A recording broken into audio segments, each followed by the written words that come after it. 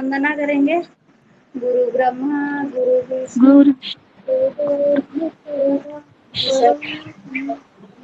तस्मै श्री गुरवे नमः। ओम शांति। शांति शांति। दोनों हाथों को रब करेंगे। को आपको मैं मैसेज करेंगे।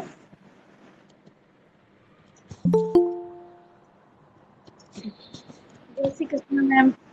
जय श्री कृष्णा। प्रणाम मैम। प्रणाम। कैसे हैं आप सब? चलो अपनी क्लास को स्टार्ट करते हैं। हमारे मैक्सिमम ऑलमोस्ट जो हमारा सिलेबस है वो कंप्लीट हो गया है। क्लास टॉपिक बचता है। वो टॉपिक कराने के बाद अगर किसी का कोई क्वेश्चंस है या फिर कोई टॉपिक ऐसा है जो किसी को थोड़ा लगता है कि उसको दोबारा रिवीजन की नीड है तो आप मुझे बताइएगा, ठीक है?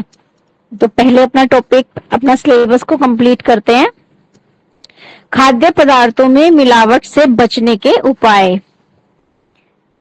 ठीक है, जैसे मावे की जांच के लिए सैंपल लेकर टेस्ट ट्यूब में भरे और उसमें 20 ml पानी डालकर उबाले। ठंडा होने पर उसमें 2 बूंद आयोडीन डाले। अगर सैंपल का रंग नीला हो जाए तो इसमें स्टार्च मिला हुआ है। ठीक है, हमारा जो मावा होता है ना, दूध से हम बनाते हैं। दूध को बहुत देर तक कढ़ाते हैं आग के ऊपर रख के। उसके बाद जो हम उसका मावा बनता है, उसमें अगर मिलावट है किसी चीज की, स्टार्च की मिलावट है, तो उसमें क्या करेंगे? स्टार्च का टेस्ट हम किस चीज से करते हैं? आयोडीन से करते हैं। ठीक है, तो आयोडीन की 1-2 बूंद उसमें डालेंगे। अगर हमारा कलर चेंज होता है मावे का, यानी कि उसमें नीला कलर आता है, तो स्टार्च मिला हुआ है हमारे मावे में ना। ऐसे दूध को कैसे परखते हैं? दूध को कि अगर दूध में पानी की मिलावट है तो उसको किसी चिकनी सतह पर दूध की कुछ बूंदें गिराएं। ठीक है, अगर वो स्टेबल रहता है तो दूध में मिलावट नहीं है। अगर वो बह जाता है तो उसमें पानी मिला हुआ है। ऐसे सेब के लिए दिया हुआ टेस्ट। सेब की चमक देखकर ज्यादा खुश मत होइए, है ना। कई बार होता है ना, फ्रूट्स, एप्पल वाकई में ऐसा होता है कि वो बहुत शाइन करता है। कई बारी नेचुरली होता है और कई बारी क्या होता है कि वो थोड़ा लगता भी है कि ये ज्यादा ही शाइन कर रहा है, क्योंकि देखो पैकेजिंग में या किसी रफली स्टोरेज में कुछ तो उसके ऊपर निशान पड़ेंगे ही ना। तो अगर सेब जो है हमारा चमक देखकर ज्यादा खुश मत हो, ये सेब की ज्यादातर यह चमक सेब पर वैक्स की पॉलिश कर दी जाती है ना। मोम जो हमारा होता है ना, व्हाइट मोम होता है, उसकी पॉलिश कर देते हैं एप्पल के ऊपर, जिससे वो शाइन दिखाई देता है, उसमें चमक दिखाई देती है। इसकी जांच के लिए क्या करना है कि उसके ऊपर पॉलिश है या नहीं है। एक ब्लेड लीजिए और सेब को हल्के हल्के खुरचिए। अगर कुछ सफेद पदार्थ निकले, यानी कि उसकी जो ऊपर की लेयर होगी ना, उसको हल्का हल्का हल्का क्रश करेंगे ऊपर से बिल्कुल, तो उसमें से व्हाइट व्हाइट मटेरियल निकलेगा। इसका क्या मतलब है? तो आपको बधाई, क्योंकि आप मोम खाने से बच गए, यानी कि आपने जो व्हाइट पॉलिश हो रखी थी वैक्स की, उसको खुरच लिया है। ठीक है, अगली बार चाय का कैसे बताया है? अगली बार चाय बनाने से पहले चाय पत्ती को जरूर जांचें। चाय पत्ती ठंडे पानी में डालने पर रंग छोड़े तो साफ है कि उसमें मिलावट है या एक बार यूज हो चुकी है। मटर के दाने खरीदे हैं तो उसमें से एक हिस्से को पानी में डालकर हिलाएं और 30 मिनट तक छोड़ दें। अगर पानी रंगीन हो जाता है तो नमूने में केमिकल होता है मैलेकाइट की मिलावट है। ऐसी मिलावटी चीजें खाने से पेट संबंधित गंभीर बीमारियां जैसे अल्सर, ट्यूमर आदि होने का खतरा रहता है। अब हल्दी का दिया है यहाँ पे। खाने में पिसी हल्दी का रोजाना इस्तेमाल होता है और एक बहुत अच्छा एंटीबायोटिक भी माना जाता है हल्दी को। ठीक है, हल्दी में मेटानिल येलो, ये भी एक केमिकल होता है कि मौजूदगी से कैंसर हो सकता है। इसका टेस्ट भी हल्दी पाउडर में 5 बूंद HCl यानी कि हाइड्रोक्लोरिक एसिड की और 5 बूंद पानी डालकर हम टेस्ट कर सकते हैं। तो बैंगनी हो जाए तो हल्दी में मिलावट है। अगर ये दोनों चीजें डालने से, वाटर और HCl, और पर्पल कलर आए तो इससे क्या होगा कि हमारी हल्दी में मिलावट है। अगर आप किसी हल्दी में मिलावट से बचने के लिए साबुत हल्दी को लाकर खुद पिसवाते हैं या किसी और तरीके से साबुत हल्दी को इस्तेमाल करते हैं तो यह भी काफी रिस्की है। हल्दी की पहचान करने के लिए पेपर पर हल्दी को रखकर ठंडा पानी मिलाएं। अगर रंग अलग हो जाए तो हल्दी पॉलिश की हुई है। अब मसालों में क्या बताया गया, मसाले में इस्तेमाल होने वाली दालचीनी, दालचीनी पाउडर चाय में भी बहुत लोग डाल के पीते हैं। अमरूद की छाल मिलाई जाती है। इसे हाथ पर रगड़ कर देखे, जो छाल होती है, ये दालचीनी जो होती है उसको रगड़ के देखिए अपने हाथ पर। नकली होगी तो कोई कलर नहीं आएगा और अगर ओरिजिनल होगी हमारी तो वो अपना कलर देगी। ठीक है, तो ये हमारा सिलेबस जो था ये कंप्लीट हुआ। शारदा जी का एक क्वेश्चन था कल कि जो घिया मक्खन में मिलावट होती है घिया पत्थर की, ये क्या होता है? ये एक तरह का पत्थर ही होता है, सॉफ्ट पत्थर होता है ये। ठीक है, साबुन की तरह दिखता है, हार्ड, लेकिन साबुन की तरह ही चिकना और मुलायम होता है, सॉफ्ट होता है। उसको जब मक्खन में डाल दिया जाता है ना तो वो उसी का रंग रूप लेके, तो पता नहीं चलता है उसमें कि इसके अंदर पत्थर मिला हुआ है। ठीक है, और आर्जीमोन, जैसे सरसों में आर्जीमोन जो डाला जाता है वो पौधा होता है, उसके बीज होते हैं, वो सरसों के बीज की तरह दिखाई देते हैं, तो वो उसमें मिक्स कर दिए जाते हैं। ठीक है, आज आपका ये सिलेबस कंप्लीट हुआ, जितने भी टॉपिक थे। अगर आपका कोई क्वेश्चन है या फिर आपका कोई ऐसा टॉपिक है जो आपको नीड है रिवीजन की, आप बताइए, अदरवाइज मैं अपनी तरफ से फिर एक रिवीजन कराऊंगी आपको। जिसको जो टॉपिक आपको लग रहा है कि हाँ इसे समझने की हमें दोबारा नीड है, हमें समझना चाहिए और अच्छे से, आप बता सकते हैं। मैं उसको आज दोबारा एक बार रिवाइज कर दूंगी आपके सामने ना। मैडम फैट के विषय में थोड़ा समझना। अच्छा,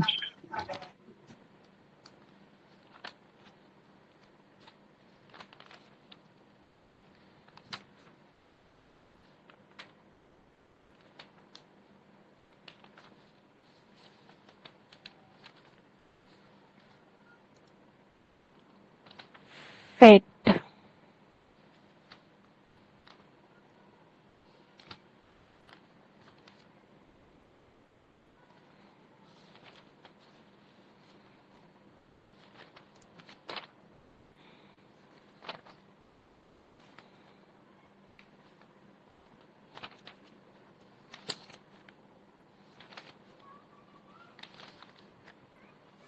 एक मिनट जरा मैं देखती हूँ। पोषक तत्व और उनकी आवश्यकता।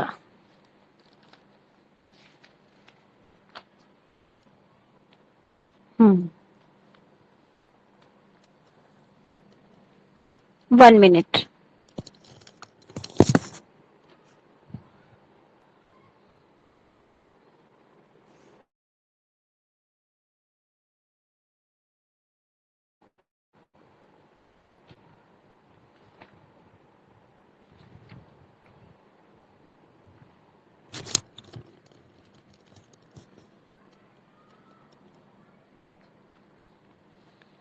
फैट हमने पढ़ा था, जो हमारा टॉपिक था आहार का शरीर में कार्य के अनुसार वर्गीकरण। ठीक है, कि हमारे जो आहार है उसमें कौन कौन से पोषक तत्व होते हैं और उनका क्या रोल होता है। ठीक है, जैसे आहार का वर्गीकरण में था, आहार को अनेक प्रकार से वर्गीकृत किया जा सकता है उत्पत्ति के आधार पर, जैसे प्राणीजन्य भोजन, वनस्पति जन्य भोजन, यानी कि जो हमें प्राणी यानी कि जो एनिमल से मिलता है, और वनस्पति जन्य जो पादपों से मिलने वाला भोजन होता है। ठीक है, जैसे साग सब्जियां, फल, अनाज, ड्राई फ्रूट्स, सीड्स। और एनिमल से जैसे फिश हुआ, मीट हुआ, एग हो गया, मिल्क हो गया, हमारा हनी हो गया। अब फिर है रासायनिक संयोजन के आधार पर वर्गीकरण। ठीक है, कि कैसे वर्गीकरण किया गया है, क्या क्या होता है रासायनिक तौर पर, मतलब उसके अंदर कौन से रासायनिक तत्व होते हैं जो हमें एनर्जी देते हैं, या फिर उनका क्या रोल होता है हमारे शरीर के अंदर। एक था हमारा प्रोटीन। प्रोटीन का क्या रोल था, शरीर की मरम्मत करना, ग्रोथ में हेल्प करता था। ठीक है, अब आते हैं हम वसा पर। वसा क्या होता है हमारा, एक तरह से संचित भोजन होता है, फैट जो हमारा होता है। ठीक है, और हमें ये एनर्जी भी देता है। जैसे कार्बोहाइड्रेट से हमें एनर्जी मिलती है, सेम उसी तरह फैट भी हमारा हमें एनर्जी देता है। ऊर्जा का बहुत अच्छा स्रोत है वसा।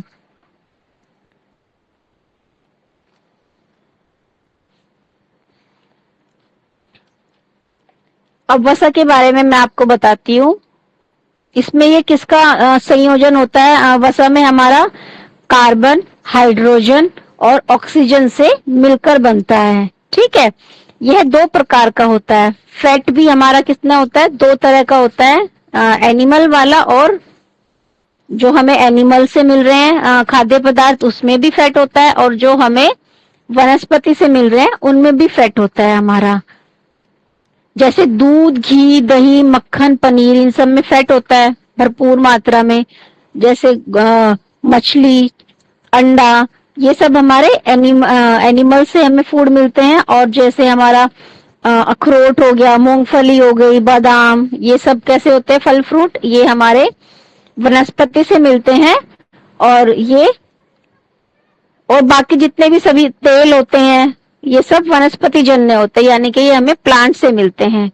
और उपयोगिता क्या होती है, वसा वाले पदार्थों से शरीर को क्या मिलता है, ताप और शक्ति की उपलब्धि होती है। जो हमारा फैट होता है उससे हमें टेम्परेचर मेंटेन रहता है हमारा, और हमें एनर्जी की शक्ति मिलती है, एनर्जी मिलती है। और इनसे ही जो शरीर होता है, जो बॉडी होती है, सुडौल और चिकना एवं सुंदर दिखती है ना। जो एक लिमिट में फैट लेते हैं, है ना, कहते हैं ना कि कई लोग बहुत सुंदर दिखते हैं, यानी कि जो लिमिट में लेते हैं, जिनके शरीर में किसी भी पोषक तत्व की कमी नहीं होती है, तो जो उनकी बॉडी पे जो चिकनाहट होती है ओरिजिनली, वो उसका जो कारण होता है वो वसा है। वसा वाले उस वक्त भी अधिक शक्ति उत्पन्न करते हैं जब उनका सेवन करने वाला नियमित रूप से व्यायाम करे। यानी कि जो लोग फैट लेते हैं ना, जिनके भोजन में या जिनके आहार में फैट शामिल होती है, वसा शामिल होती है, तो वो तब ज्यादा अच्छा कार्य करती है ना, क्योंकि वो एनर्जी देती है हमें। कार्बोहाइड्रेट से भी ज्यादा एनर्जी किससे मिलती है, फैट से मिलती है। अब हमने फैट तो ले ली, एनर्जी तो ले ली हमने, उसको यूज हम कर नहीं रहे हैं, तो वो ज्यादा बेस्ट वर्क कब करती है हमारे शरीर पर, हमारी बॉडी पर इफेक्ट तब उसका अच्छा होता है जब हम प्रैक्टिस करते हैं, व्यायाम करते हैं, तो वो ज्यादा अच्छी यूटिलाइज होती है और वो इफेक्टिव होती है। उस हालत में ये पदार्थ पचते भी खूब है ना, नहीं तो ये स्टोर होके रह जाते हैं और इनका डाइजेशन नहीं होता।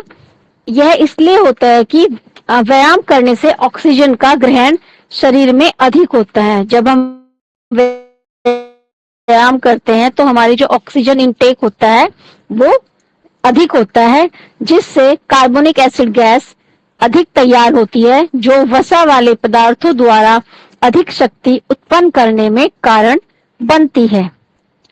ठीक है, और जो परिश्रमी होते हैं ना, जो हार्ड वर्क करते हैं, जैसे खेतों में किसान काम करते हैं, या फिर जो सुबह शाम से बहुत टफ वर्क करते हैं, हार्ड वर्क करते हैं, उनको वसा अवश्य लेना चाहिए अपने आहार में।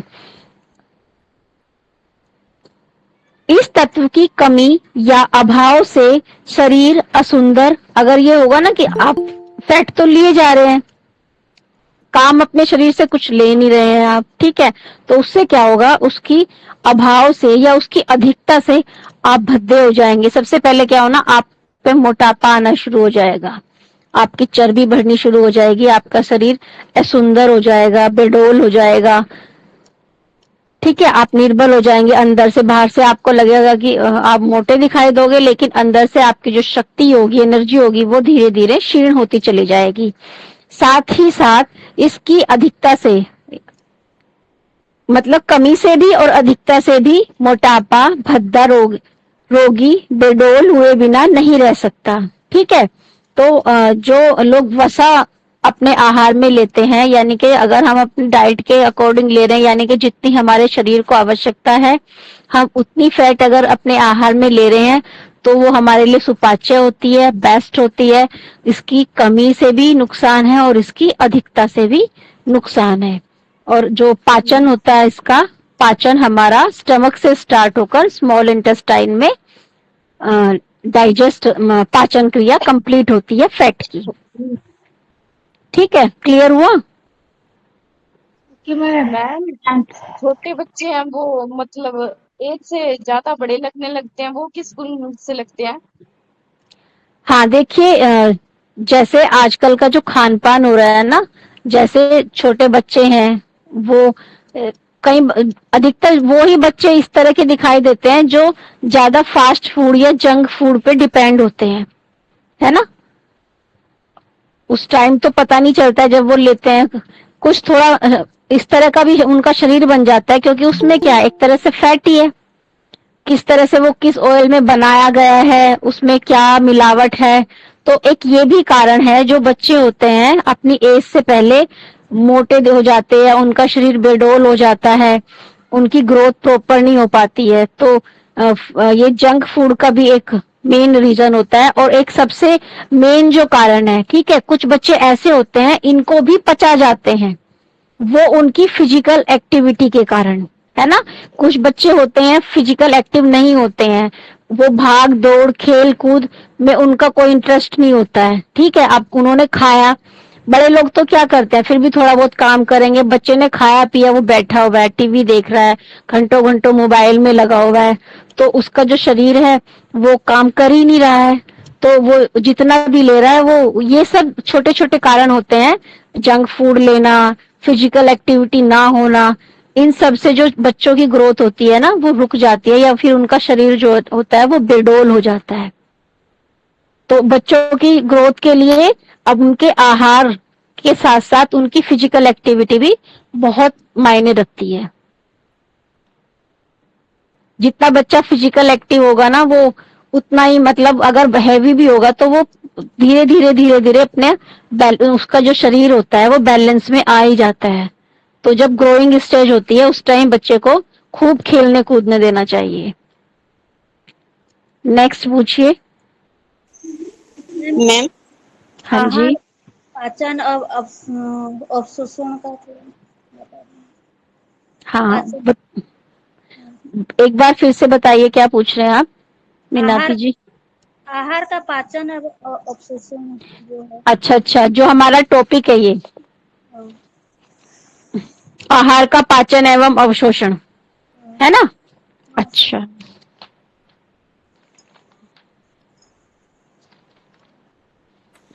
मैम एक डाउट था, हाँ जी। जो नीतू जी ने पूछा है, बच्चे जो ज्यादा बड़ा दिखते हैं, हार्मोन इम्बैलेंस होने से भी ज्यादा या कम, हार्मोन रिलीज कम या हाँ ज्यादा हाँ, होने से भी? देखिए, जो हार्मोनल इम्बैलेंस होता है ना शरीर में, वो भी कहीं ना कहीं हमारे जो हम जो खाद्य अपना यूज कर रहे हैं ना, जो भोजन हम ग्रहण कर रहे हैं, इनटेक कर रहे हैं, वो उसके कारण ही हमारे हार्मोन्स इम्बैलेंस होते हैं। जो मेन हमारा स्टार्ट होता है ना, वो जर्नी जो इस तरह की गड़बड़े शुरू होती है, वो हमारे खान पान से ही शुरू होती है, फिर वो धीरे धीरे धीरे बड़ा रूप ले लेती है। कुछ ऐसी वेजिटेबल्स या फ्रूट्स वो खा लेते हैं, या फिर होता है ना केमिकल्स, जैसे कल मिलावट का जो हमने टॉपिक डिस्कस किया था कि वेजिटेबल्स का स्टॉक की वजह से, या फिर उसकी गुणवत्ता को अच्छा दिखाने के लिए क्या करते हैं, कुछ केमिकल्स वाले फ्रूट तैयार किए जाते हैं, वेजिटेबल्स, है ना, तो वो सब भी क्या तो करते हैं। गलत खान पान से होता है ना, हाँ हाँ हाँ, गलत गलत खान खान पान से होता ही है। हमारे ठीक हार्मोनल है मैम। इम्बैलेंस होते हैं। ठीक है, आहार में ओके मैम। ओके जी। आहार में पाचन, आहार का पाचन और अवशोषण, हाँ ये रहा, ठीक है। तो आहार का पाचन और अवशोषण हम डिस्कस कर लेते हैं आज। सबसे पहले पाचन होता क्या है ना, मैंने आपको नोट भी कराया था, इसमें भी डेफिनेशंस लिखी है, मैंने भी लिखवाई थी कि डाइजेशन जो है, पाचन हमारा वह प्रक्रिया है जिसके द्वारा भोजन को सरल रासायनिक यौगिकों में तोड़ा जाता है ना, क्योंकि जैसा हम भोजन ले रहे हैं, आहार जो हम इनटेक करते हैं, हम ऐसा तो आहार डाइजेस्ट नहीं कर पाएंगे ना, उसको पहले हमारे दांतों से मुख से ही हमारे क्या होता है, डाइजेशन की जो क्रिया होती है, प्रोसेस होता है, वो शुरू हो जाता है। तो उन केमिकल रासायनिक यौगों को तोड़ा जाता है और फिर उनको इस फॉर्म में बनाया जाता है कि वो हमारे बॉडी के द्वारा उनका अवशोषण किया जा सके, वो अवशोषित हो सके। जैसे हम खाएंगे वो ऐसे ही तो अंदर नहीं जाएगा ना, इतना बड़ा बाइट है, अगर हम यहाँ लेंगे तो वो अटक जाएगा, हमें उसको चीव करेंगे। तो कहा यही सच ये है कि जो हमारा मुख है, मुख से ही हमारा पाचन स्टार्ट हो जाता है। जैसे ही हमने अपने दांतों से अपने भोजन को चीव करना शुरू किया, फिर सलेवरी ग्लैंड से उसमें सलाइवा मिक्स होना शुरू हुआ, केमिकल रिएक्शंस होनी शुरू हो गई, तो डाइजेशन हमारा स्टार्ट हो जाता है। तो वह प्रक्रिया जिसके द्वारा भोजन को सरल रासायनिक यौगिकों में तोड़ा जाता है, जिन्हें अवशोषित किया जा सकता है और पोषक तत्वों के रूप में। अवशोषण के बाद क्या है, जो हमारे आहार में पोषक तत्व होते हैं, अब तो पता ही चल गया होगा कि पोषक तत्व क्या है, आहार क्या है, ठीक है, तो उस पोषक तत्वों के रूप में इस्तेमाल किया जाता है। ठीक है, जब हमारा भोजन एब्जॉर्ब कर लिया जाएगा, तो जो हमारे आहार में पोषक तत्व हैं, वो हमारे शरीर द्वारा एब्जॉर्ब कर लिए जाते हैं। लिखा भी है, देखो, पाचन तंत्र द्वारा जटिल पोषक पदार्थों का अवशोषण योग्य सरल रूप में परिवर्तित करने की क्रिया को पाचन कहते हैं, और हमारा पाचन तंत्र इसे यांत्रिक, ठीक है, और रासायनिक विधियों द्वारा, जो हमारी केमिकल रिएक्शंस होती है, रासायनिक विधियों का मतलब है जो उसमें हमारे आहार में जूसेस मिलते हैं, एंजाइम्स मिलते हैं, उसको डाइजेस्ट करने के लिए लुब्रिकेंट्स फॉर्म में बनाते हैं, तो वो क्रियाएं, उन विधियों द्वारा यह सारी क्रिया, पाचन की क्रिया संपन्न होती है। पाचन वह क्रिया है जिसमें भोजन को यांत्रिकीय और रासायनिक रूप से छोटे छोटे घटकों में विभाजित कर दिया जाता है, ताकि उन्हें रक्त धारा में अवशोषित किया जा सके। ठीक है, हमारे ब्लड द्वारा उनका अवशोषण हो सके। पाचन एक प्रकार की अपचय क्रिया है जिसमें आहार के बड़े अणुओं को छोटे छोटे अणुओं में बदल दिया जाता है। हमारे जो पाचन की दो क्रियाएं होती है, हमारी रासायनिक क्रियाएं, मैं थोड़ा सा बताऊं। एक अपचय क्रिया होती है, इसमें क्या होता है, जो जटिल और बड़े यौगिक होते हैं, अणु होते हैं, उनको सरल अणुओं में तोड़ दिया जाता है। तो ये जो हमारी क्रिया होती है, अपचय क्रिया होती है, और इसमें ऊर्जा मुक्त होती है, एनर्जी रिलीज होती है इसमें। ठीक है, और अपचय क्रिया के द्वारा, क्योंकि इसमें हमारा जो पाचन है उसमें क्या हो रहा है, बड़े बड़े अणुओं को छोटे अणुओं में तोड़ा जा रहा है, तो अपचय क्रिया में भी बड़े अणुओं को छोटे अणुओं में तोड़ा जाता है, और उसमें क्या होता है, एनर्जी, ऊर्जा रिलीज होती है। स्तनपायी प्राणियों द्वारा भोजन को मुंह में लेकर उसे दांतों से चबाने के दौरान लार ग्रंथियों से निकलने वाले लार में मौजूद रसायनों के साथ रासायनिक प्रक्रिया होने लगती है। यह भोजन फिर ग्रास नली से होता हुआ उदर यानी कि स्टमक में जाता है, जहां हाइड्रोक्लोरिक एसिड HCl सर्वाधिक दूषित करने वाले सूक्ष्माणुओं को मारकर भोजन के कुछ हिस्से का यांत्रिक विभाजन, जैसे प्रोटीन का विकृतीकरण और कुछ हिस्सों का रासायनिक परिवर्तन आरंभ कर देता है। ठीक है, अब है हमारा आमाशय श्रावण के चरण।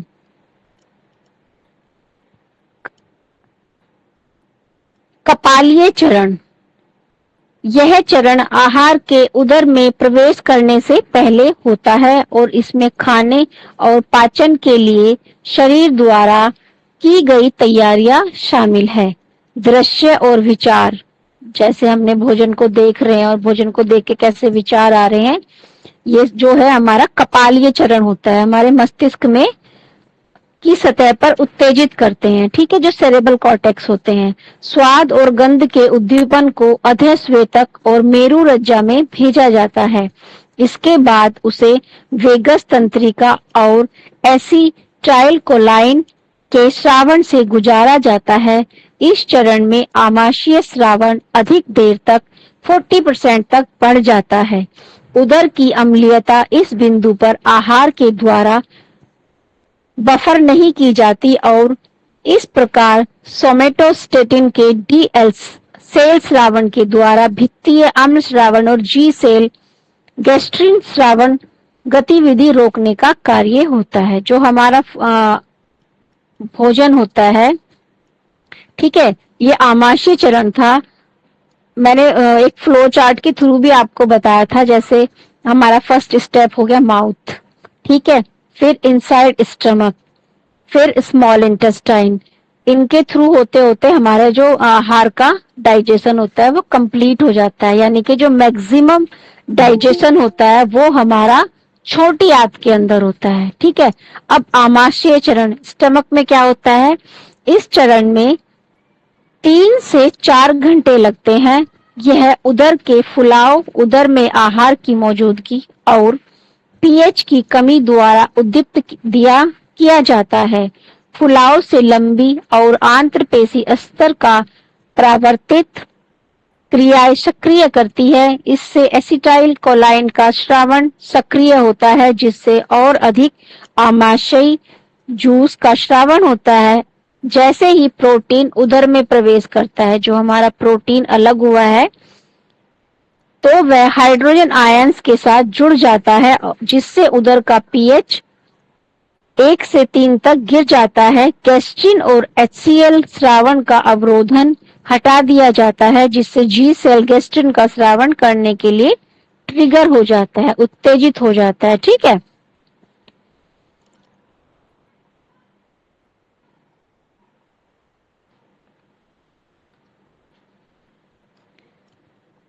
और फिर भित्तीय कोशिकाओं को एचसीएल का श्रावण करने के लिए उद्दीप्त करता है। एचसीएल का श्रावण एसिटाइल कोलाइन और हिस्टामाइन द्वारा भी ट्रिगर किया जाता है।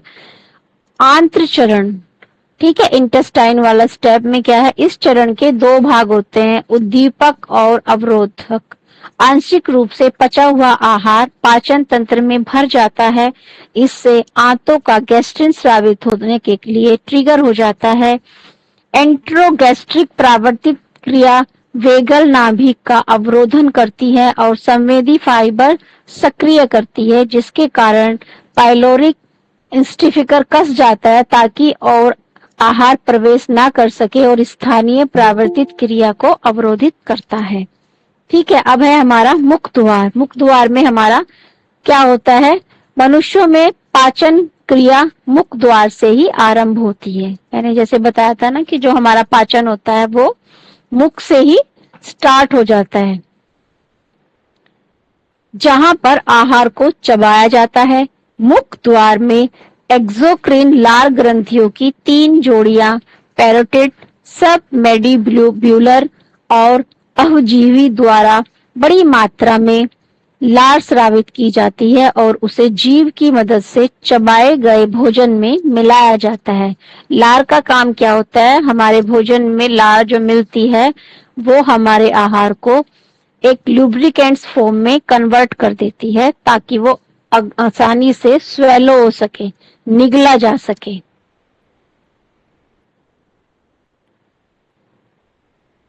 लार 2 प्रकार की होती है, एक होती है तरल पानी जैसा श्रावण और उसका काम भोजन को गीला करना होता है। दूसरी होती है गाढ़ा श्लेष्मिक श्रावण और यह लुब्रिकेंट का काम करके भोजन के कणों को एक दूसरे से जोड़कर ग्रास बनाती है। लार मुख द्वार को साफ करके भोजन को नम कर देती है।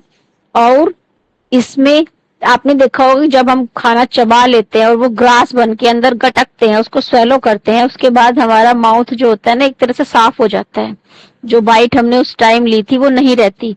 तो ये सब जो फंक्शन होते हैं ये लार के द्वारा होते हैं। लार मुख द्वार को साफ करके भोजन को नम कर देती है और इसमें पाचक एंजाइम जैसे सेलेवरी एमाइलेज, जो हमारा पाचक एंजाइम होता है हमारे मुख में, ठीक है, उसका नाम क्या होता है, सेलेवरी एमाइलेज, जो पॉलीसैकेराइड्स जैसे स्टार्च का रासायनिक विभाजन करके उसे डाइसैकेराइड्स जैसे माल्टोज में बदलने में हेल्प करता है। इसमें श्लेष्मा भी होता है। यह एक ग्लाइकोप्रोटीन है जो भोजन को नरम करके उसे ग्रास में बदलने में सहायक होता है।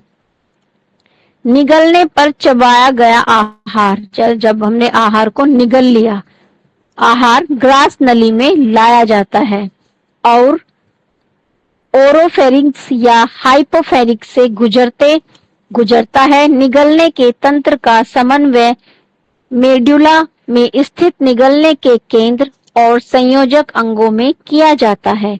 जब भोजन का ग्रास मुख में पीछे की ओर धकेल दिया जाता है, ठीक है, जो हमने ये खाना हमारा लुब्रिकेंट फॉर्म में हुआ, इसको जब पीछे की तरफ धकेल दिया गया तो यह प्रावर्तित क्रिया फेरिक्स यानी कि गलकोष में मौजूद स्पर्शग्राहियों द्वारा आरंभ की जाती है। अब क्या, ग्रसनी, गलकोष गर्दन या गले का हिस्सा है। जो ग्रसनी है हमारी, जो मुंह और नासिका द्वार के ठीक पीछे स्थित होती है और ग्रास नली के ऊपर स्थित होती है। यह पाचन तंत्र और श्वसन तंत्र का हिस्सा है, जो हमारी ग्रसनी है, फेरिक्स है। चूंकि भोजन और वायु दोनों गलकोष से होकर जाते हैं या फेरिक्स से ग्रसनी से होकर जाते हैं, इसलिए भोजन के निगले जाने पर संयोजी ऊतकों का एक पल्ला एपिग्लॉटिस श्वास नली के ऊपर बंद हो जाता है, जिससे गला घुटने या श्वासावरोधन को रोका जा सके। ओरोफेरिक्स गलकोष का वह भाग होता है जो मुख द्वार के पीछे स्थित होता है और उसकी दीवार पर स्तरीकृत स्क्वेमस एपिथेलियम की परत होती है। नेसोफेरिक्स नासिका द्वार के पीछे स्थित होता है और उसकी दीवार पर सिलिएटेड कॉलमनर स्ट्रेटिफाइड एपिथेलियम की परत होती है। ऊपर स्थित ओरोफेरिक्स की तरह हाइपोफेरिक्स भोजन और वायु के लिए एक मार्ग के रूप में कार्य करता है और उसकी दीवार पर स्तरीकृत स्क्वेमस एपिथेलियम की परत होती है। यह सीधे खड़े, ये सब जो है ना, ये हमारे पाचन तंत्र के पार्ट है, कैसे हमारा पाचन हो रहा है और किस पार्ट का क्या रोल हो रहा है, और इनके नाम दिए गए हैं। ये एपिग्लॉटिस के नीचे होती है और कंठ नली तक जाती है, जहां आवश्यक श्वास तंत्रीय और पाचन तंत्रीय मार्ग विभाजित होते हैं। इस बिंदु पर स्वर यंत्र ग्रसनी ग्रास नली के साथ चलती है। निगलते समय भोजन को प्राथमिकता दी जाती है और वायु मार्ग अस्थायी रूप से बंद हो जाता है। नेक्स्ट है हमारा फूड पाइप यानी कि ग्रास नली। ग्रास नली लगभग 25 सेंटीमीटर लंबी, ये जो छोटी छोटी टर्म है ना, जैसे कि हमारा पार्ट दिया ग्रास नली की, हमें लंबाई लेंथ बताई गई है कितनी लंबी होती है, आगे फिर उधर बताया गया है छोटी आंत और बड़ी आंत की लंबाई बताई गई है। ये अच्छे से याद कर लेना, ठीक है। ग्रास नली 25 सेंटीमीटर लंबी, संकरी पेशीय श्लेष्म ग्रंथियों युक्त द्वारा स्वीकृत स्क्वेमस एपिथेलियम द्वारा रेखांकित सीधी ट्यूब होती है। एक सीधी ट्यूब होती है हमारी, जो मुख के पीछे गलकोष से आरंभ होती है, सीने से थोरेसिक डायफ्राम से गुजरती है और उदर स्थित हृदय द्वार पर जाकर समाप्त होती है।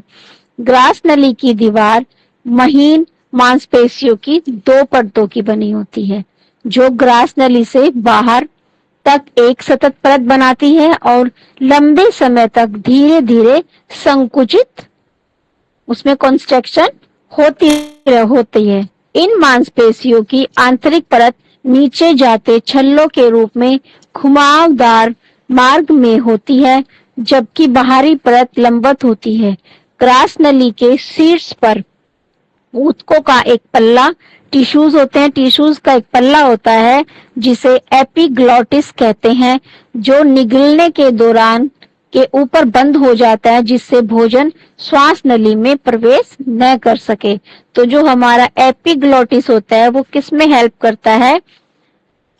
हमारा जो फूड होता है वो हमारी श्वास नली में ना जाए,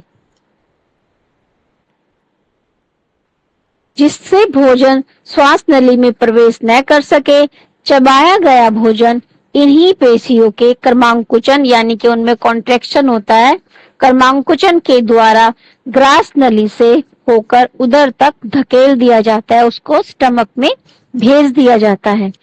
ग्रास नली से भोजन को गुजरने में केवल 7 सेकंड लगते हैं और इस दौरान पाचन क्रिया नहीं होती। ठीक है, जैसे मुख में हुआ, उसके बाद फूड पाइप के द्वारा जब स्टमक में हमारा जो आहार आता है उसको नीचे सिर्फ भेज दिया जाता है, उसमें हमारी कोई भी रासायनिक क्रिया नहीं होती है या कोई भी पाचन क्रिया नहीं होती है। ठीक है, फूड पाइप का सिर्फ इतना ही रोल होता है कि हमारा जो भोजन है हमने जिसको लिया, जो ग्रास बना है उसको नीचे स्टमक तक धकेल देना। अब उदर में क्या होता, कैसी पाचन क्रिया होती है? उदर में क्या होता है? स्टमक में उदर क्या है? एक छोटी अंग्रेजी के जे अक्षर आकार, मतलब उसकी शेप के बारे में बताया गया है, आकार की थैली होती है जिसकी दीवारें मोटी लचीली मांसपेशियों की बनी होती है। कैसी होती है? थिक होती है और इलास्टिसिटी होती है, लचीली होती है, जो भोजन का भंडारण करती है और उसे छोटे छोटे कणों में बदलने में मदद करती है। यानी कि स्टमक में जो हमारा भोजन होता है और भी छोटे छोटे कणों में बदल जाता है ना, इन मांसपेशियों की हेल्प के द्वारा। जो हमारे स्टमक में मांसपेशियां है उनमें जो कॉन्ट्रैक्शन हो रहा है उनके थ्रू हमारा जो आहार होता है और भी छोटे छोटे कणों में बदल दिया जाता है। भोजन यदि छोटे छोटे कणों में विभाजित कर दिया जाए तो छोटी आंत में उसका पूरी तरह पाचन होने की संभावना अधिक होती है। बहुत रोल होता है हमारे टीथ का, जितना भी हम अपने खाने को, अपने भोजन को चीव करेंगे, चबाएंगे, उतना ही हमारा डाइजेशन बेस्ट होगा और आसानी से हमारी जो पाचन क्रिया है वो पूर्ण हो पाएगी। उदर में होने वाला मंथन मुंह में आरंभ हुई भोजन की विभाजन की प्रक्रिया में सहायक होता है ना। जुगाली करने वाले चतुष्पदी प्राणी जैसे जो एनिमल होते हैं, गाय भैंस, जो रेशेदार पदार्थ मुख्य रूप से सेलुलोज को पचा सकते हैं, वे अग्रोदर और जुगाली का उपयोग करके इस विभाजन को और आगे बढ़ाते हैं। आपने देखा होगा जो गाय होती है, जिस तरह से वो खाना खाने के बाद भी ना वो जुगाली करती रहती है ना, लार बाहर निकलती रहती है, अंदर जाती रहती है। तो वो उन जो गाय भैंस है, जो चतुष्पदी प्राणी है, उनके पाचन क्रिया का ही एक हिस्सा है।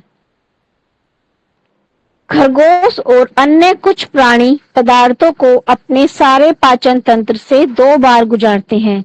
अधिकतर पक्षी छोटे कंकड़ खाकर अपनी पोषणी अपनी में होने वाली यांत्रिकीय प्रक्रिया में हेल्प करते हैं। भोजन उदर स्थित हृदय द्वार से उदर में आता है, जहां उसे और भी अधिक छोटे छोटे कणों में तोड़ा जाता है और प्रोटीन के विभाजन के लिए गैस्ट्रिक अम्ल, प्रोटीन के विभाजन में कौन हेल्प करता है? गैस्ट्रिक एसिड, गैस्ट्रिक अम्ल, पेप्सिन और अन्य पाचक एंजाइम। ठीक है, प्रोटीन के विभाजन के लिए गैस्ट्रिक अम्ल, पेप्सिन और अन्य पाचक एंजाइमों के साथ अच्छी तरह मिलाया जाता है। उदर के एंजाइमों का एक अनुकूलतम बिंदु भी होता है, अर्थात वे किसी खास पीएच तापमान पर सबसे बेहतर कार्य करते हैं। अम्ल स्वयं भोजन को चूर्ण में नहीं बदलता, वह केवल पेप्सिन एंजाइम की क्रिया के लिए अनुकूलतम पीएच उपलब्ध कराता है। यानी कि जो एंजाइम हमारा HCl होता है वो पेप्सिन को एक्टिवेट करता है, जिससे क्या होता है हमारा, और क्या हेल्प करता है HCl, एक तो पेप्सिन को एक्टिवेट करता है और भोजन के साथ भीतर आने वाले सूक्ष्म जीवों को नष्ट कर देता है। वह प्रोटीन को विकृत यानी कि प्रोटीन को तोड़ विकृत भी कर सकता है। यह पॉलीपेप्टाइड बॉन्ड को घटाने और नमक सेतुओं को भंग करने की प्रक्रिया है, जो द्वितीयक, तृतीयक और चतुर्थ प्रोटीन संरचना की क्षति का कारण बनती है। उदर की भित्तीय कोशिकाएं एक ग्लाइकोप्रोटीन भी स्रावित करती है, जिसे इंट्रिंसिक फैक्टर कहा जाता है, जो विटामिन B12 के अवशोषण को सक्षम बनाता है। अन्य छोटे कण जैसे अल्कोहल उदर में अवशोषित कर लिए जाते हैं। वे उदर की झिल्ली से गुजरते हुए सीधे रक्तवाही तंत्र में प्रवेश कर जाते हैं। उदर में भोजन अर्धद्रव्य स्वरूप में होता है, जो पूर्ण होने पर काइम के रूप में, काइम के नाम से जाना जाता है। काइम किसको बोलते हैं? जो आहार की लुब्रिकेंट्स फॉर्म होती है, जो लुब्रिकेंट्स तैयार हुआ है, उसको काइम कहते हैं।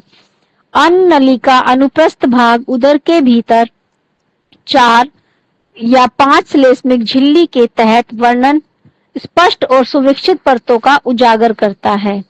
अब क्या है, मध्य कला कोशिकाओं की एक पतली परत सिरमी झिल्ली यानी कि सिरमी मेम्ब्रेन, जो उदर की सबसे बाहरी दीवार होती है, मांसपेशीय परत, भीतर लिए गए भोजन को मिलाने के लिए उपयोग की जाने वाली मांसपेशियों की एक सुविकसित परत होती है, जो अलग अलग संरेखणों में चलने वाले 3 सेट से मिलकर बनी होती है। सबसे बाहरी परत उदर के लंबवत अक्ष के समांतर चलती है। बीच की परत अक्ष से समकेंद्री उदर का क्षैतिज रूप से चक्कर लगाते हुए होती है, और सबसे भीतर की तिरछी परत, जो अंतर्ग्रहित भोजन को मिलाने और उसे छोटे छोटे कणों में बदलने के लिए उत्तरदायी होती है और लंबवत अक्ष से कोणीय रूप में चलती है। आंतरिक परत केवल उदर में ही होती है, अन्य सभी पाचक प्रणालियों में केवल 2 ही परत होती है। ये सारा स्ट्रक्चर बताया गया है हमारा स्टमक का, ठीक है। कौन कौन सी लेयर होती है, उसमें झिल्ली होती है।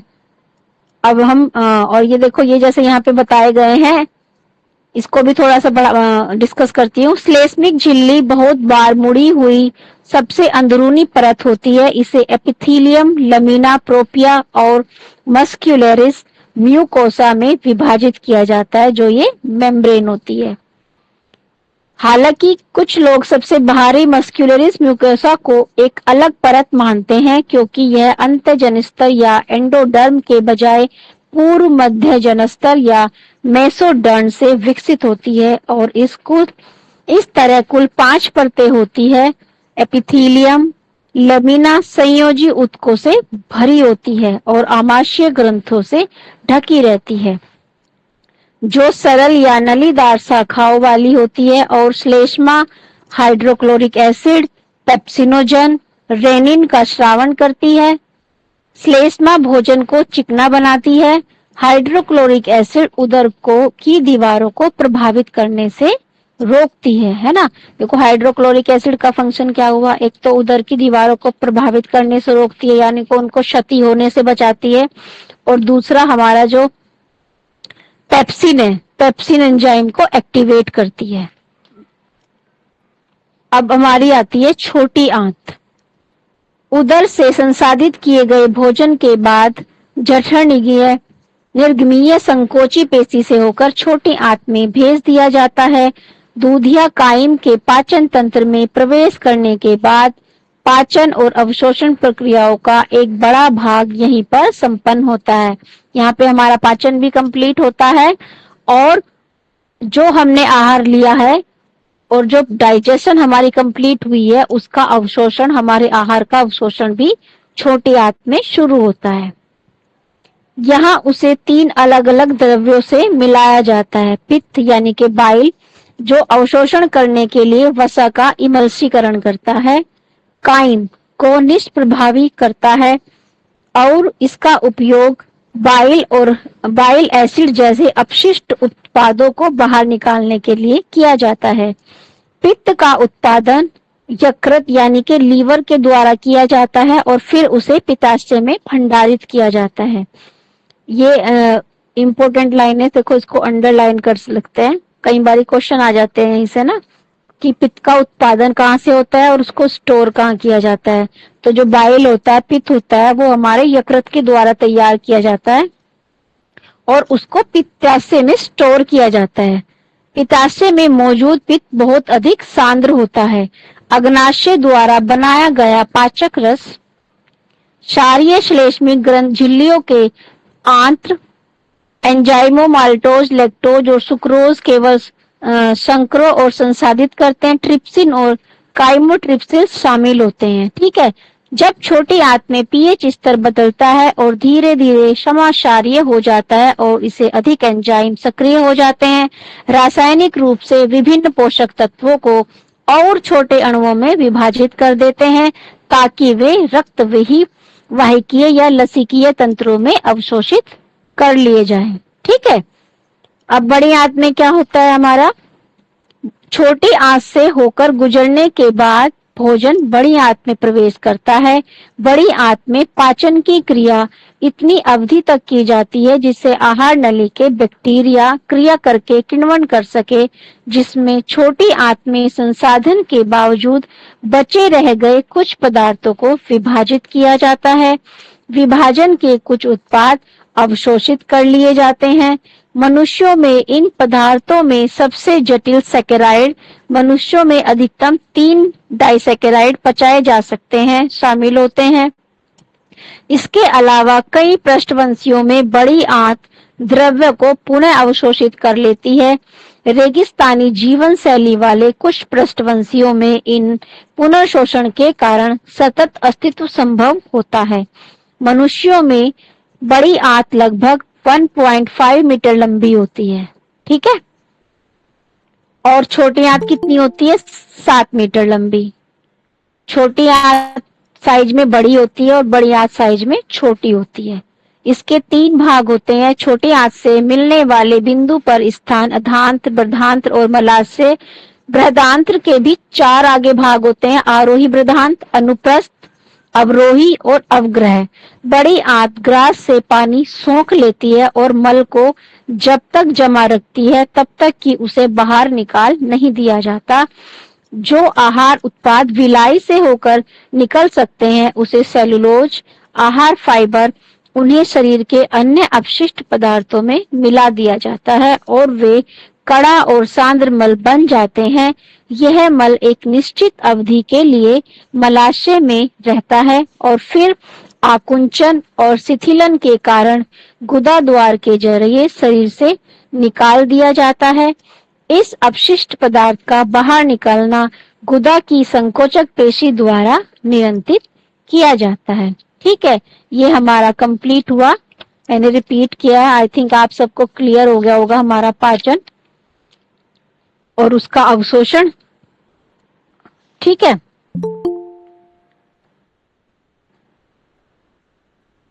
और किसी का कोई डाउट है?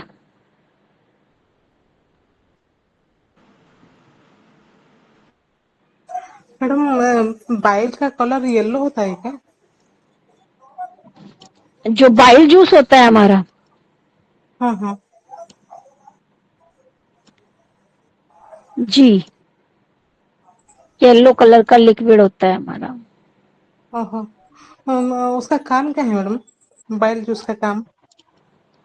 बाइल जूस का हाँ। ये जो होता है ना बाइल जो होता है अवशोषण, ये वसा का इमल्सीकरण करता है, जो फैट हमारे खाने में गया है ना हम्म, उसका इमल्सीकरण करता है, उसको हाँ डाइजेशन में हेल्प करता है हाँ और काइम को निष्प्रभावी करता है। जो काइम हमारा जो लुब्रिकेंट्स आहार है उसको काइम बोलते हैं।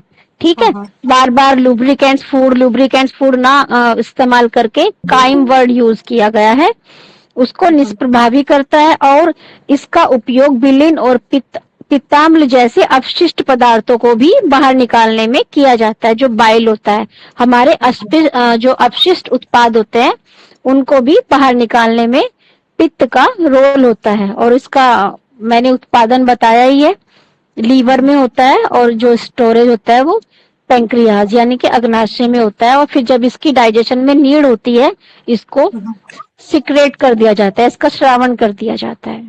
हाँ। मैडम एक और मैम वो क्वेश्चन है। काली मिर्च में एक और चीज मिलाई जाती है, वो क्या है? काली मिर्च में पपीते के जो पपाया होता है ना पपीता, उसके बीज भी देखो, देखा होगा काली मिर्च जैसे ही लगते हैं ना दिखने में, तो उनको मिला दिया जाता है उनको ड्राई करके। मैम लेकिन एक हम वो चूहे की, वो क्या है?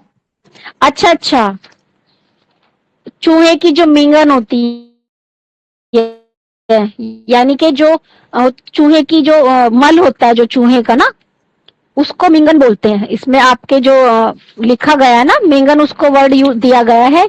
ये जो चूहे का मल होता है ये भी उसी तरह का दिखता है जैसे पपाया के सीड हो गए, और जैसे हमारा ये ब्लैक पेपर हो गया, तो उसको कुछ लोग उसको भी मिला देते हैं। अब आपको पहचान करना होता है। वैसे ऐसे बहुत, ये तो बहुत ही घटिया काम होता है। मुझे मिलाने वाले देखो करते होंगे तभी लिखा गया, शायद मिलाते हो, लेकिन वो जो चूहे की मेंगन वर्ड है वो चूहे का मल होता है। ठीक है, तो आप सभी को ऑल द बेस्ट। क्लास को लीव करेंगे अब आप सभी। थैंक यू आप सभी का, आपने इतने अच्छे से क्लास को सुना 10 दिन ध्यान से, और आप सबको ऑल द बेस्ट। ठीक है, जय श्री कृष्णा आप सभी को, वेलकम। थैंक जय you Shri ma'am. Krishna ma'am. जय श्री जय कृष्णा श्री जी, कृष्ण मैम। जय श्री कृष्णा, जय श्री कृष्णा, जय श्री कृष्ण। जय श्री जय श्री कृष्णा कृष्ण जी, मैम। जय श्री कृष्णा सर, नमस्ते मैम। नमस्ते जी। पूछना है ना, इसके बारे में पूछना है ना।